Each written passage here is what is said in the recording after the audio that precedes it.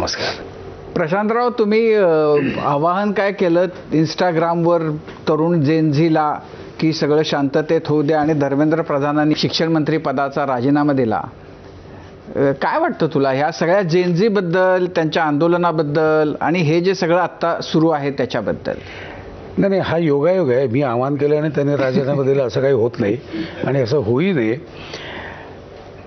तरुणांचे प्रश्न वेगळे असतात, तरुणांची इच्छा वेगळी असते, तरुणांचे मतं वेगळी असतात. ती ऐकून घेणं फार महत्त्वाचं आहे आणि त्यांच्या म्हणण्याला उत्तर देणं योग्य वेळी हे अतिशय महत्त्वाचं आहे. त्यांना हल्ली सगळं झटपट पाहिजे. हां, म्हणजे मी तुला सांगितलं आणि तू 2 दिवसांनी फोन करून सांगशील तसं चालत नाही. मग त्यांना चालत नाही. ते तिथल्या तिथे त्यांना ते उत्तर पाहिजे असतं, कारण ते आपल्यापेक्षा फास्ट आहेत. त्यांच्याकडे इतकी साधनं आहेत. हां, आता काही वेळा अर्धवट माहितीवर सुद्धा त्यांचे गाडी ढकलतात ते. म्हणजे मला असं वाटतं की 50 पैकी साधारणपणे एक 40 लोक अर्धवट माहितीवर गाडी ढकलतात. 10 जण काम करणारे असतात किंवा अभ्यासपूर्ण बोलणारे असतात. तर मला असं वाटतं हे 10 जण कोण आहेत हे ओळखायला पाहिजे. म्हणजे फक्त सरकारच नाही, कुठल्याही क्षेत्रामध्ये हे जे काम अभ्यास करून जे बोलतात ते खरे असतात. त्यामुळे त्यांची मतं काय आहेत ती समजून घ्यायला पाहिजेत आणि त्याच्यावर लगेच निर्णय घ्यायला पाहिजे लवकरात लवकर, असं मला वाटतं. नाही, आता असं आहे की म्हणजे आता तो प्रश्न जो आहे तो कदाचित मार्गी लागेल वगैरे, पण ह्या मुलांचं हे जे आंदोलन झालं आणि ही जी तरुण 20, 22, 25 वर्षांची मुलं आहेत, म्हणजे जेव्हा तू तुझ्या 20, 22, 25 वर्षाच्या स्वतःकडे बघतोस तर तो काळ, त्या तरुणाईचं त्यावेळची सगळी स्थिती, त्यांचं विचार करणं आणि ह्या मुलांचं विचार करणं, काय तुला कसा? खूप जमीन आसमानाचा फरक आहे. जमीन आसमानाचा फरक आहे. म्हणजे मी 76ला SEC झालो.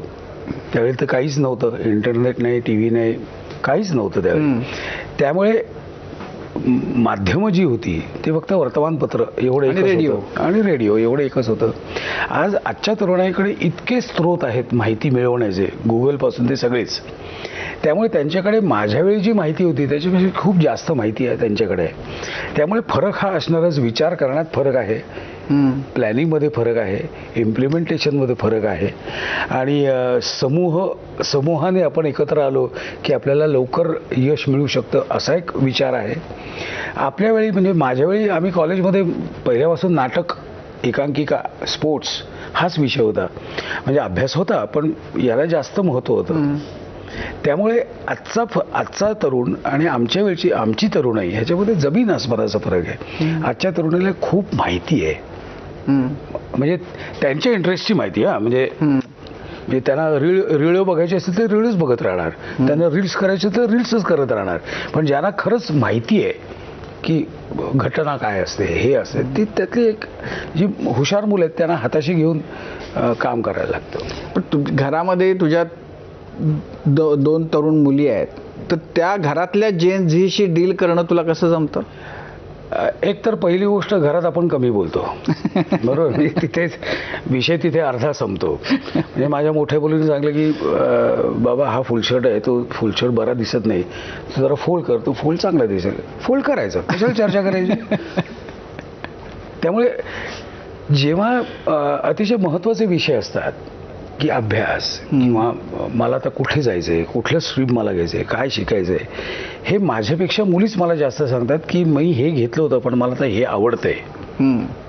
माझा आवडीचा विषय आहे. मी चुकून माझ्या मैत्रिणींच्या नादाला लागून घेतलेली मी ही स्ट्रीम होती, पण माझी मुळात आवड ही आहे. So I should be ready to accept that. चुका आपण पण केलेल्या चुका की मला एक करायचं असतं, म्हणजे मला गायक व्हायचं होतं, झालो काय मी? ते आता काळाच्या ओघात आपल्याला जिथे जिथे संधी मिळते, म्हणजे संधी साधू पण आपण म्हणू शकतो, जिथे संधी मिळते ती संधी पिकअप करून आपण पुढे जायचं असतं. यशस्वी होण्याची ती एक वाट आहे.